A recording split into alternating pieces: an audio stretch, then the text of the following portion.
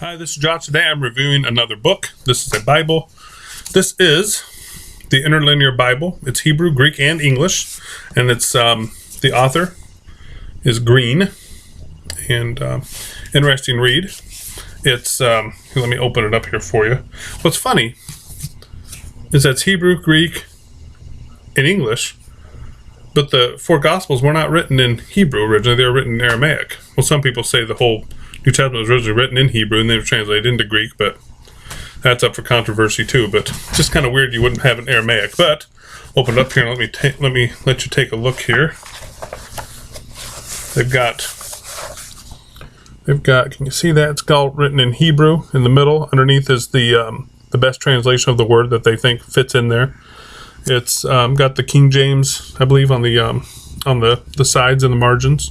So interesting reading. Same with the Greek. I'll show you the Greek. And here's some Greek. You can see it's pretty much the same thing. It's got the Greek in there, and off to the side there's it's actually the middle, I believe, is the King James. It's all coated with the Strong's. If you're a fan of Strong's, it's coated with the Strong's numbers in it, so you can follow along with that. So it's a nice read if you don't know Greek, you don't know Hebrew.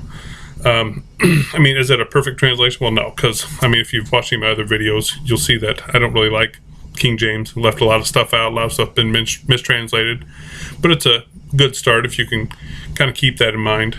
It's got some Hebrew, like I said, it's got some Greek in it. It's got some English all right there together. So it's still a pretty good reference, I believe. So, I mean, like with any of this, you got to take it with a grain of salt because not everything's perfect. Not everything's... I don't want to fire some people up when I say that, but sorry, folks. King James just isn't perfect. It's got a lot of flaws. Once a man gets a hold of anything, nothing's perfect. We are imperfect creatures, and once we touch anything, we get our hands involved in anything, it becomes imperfect because we've touched it and we've dealt with it.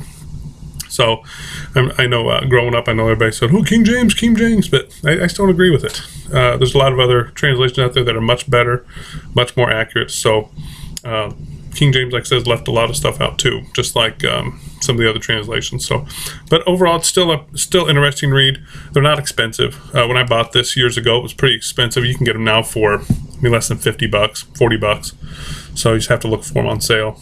So I think I saw them in this christianbook.com or christiandiscountbook.com, christianbookdiscount.com, something like that. It's a little circular my wife always gets. And it was in there. So it's still a good read, still good reference material. So if you're really wanting to dive into it, dive into the Bible, and it's a good reference, good starting spot.